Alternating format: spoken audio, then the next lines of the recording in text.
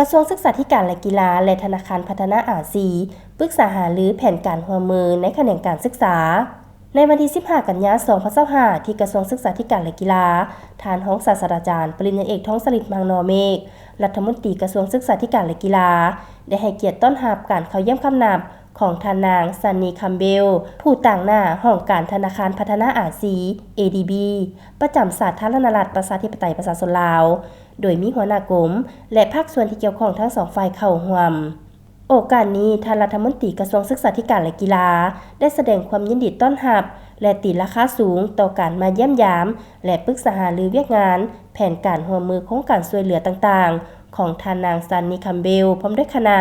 ซึ่งเป็นการประกอบส่วนเข้าในการหัดแน่นสายพัวพันหัวมือโดยเฉพาะด้านการศึกษาระหว่างกระทรวงศึกษาธิการและกีฬาและธนาคารพัฒนาอาซีให้ได้รับการพัฒนาขึ้นไปเรื่อยๆและสืบต่อให้การสนับสนุนช่วยเหลือซึ่งกันและกันในอนาคตพร้อมนั้นท่านยังได้รายงานให้ฮู้เกี่ยวกับสภาพการพัฒนา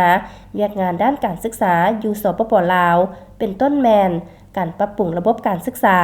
หลักสูตรการเรียนการสอนและการเติบใหญ่ขยายตัวของเวียกงานด้านอื่นๆที่ปิ่นอ้อมขณะที่ฝ่ายต่างหน้าธนาคารพัฒนาอาซีก็ได้รายงานความคืบหน้าเกี่ยวกับการเสนอรับรองเอาโครงการเสริมสร้างทักษะฝีมือเพื่อพัฒนาเศรษฐกิจแบบมีส่วนร่วมเข้าในการลงทุนของรัฐบาลและรายงานผลการจัดตั้งปฏิบัติโครงการพัฒนาแขนงการศึกษาเพื่อการจ้างงานหรือ EESDPที่ยังบ่ทันจัดตั้งปฏิบัติได้สำเร็จตามเป้าหมายในบางกิจกรรมและพร้อมกันซอกหาวิธีสืบต่อจัดตั้งปฏิบัติเพื่อให้โครงการดังกล่าวสำเร็จตามเป้าหมายที่กำหนดไว้แนใส่ยกสูงเวียกงานด้านการศึกษาของลาวให้ได้รับการพัฒนายิ่งขึ้น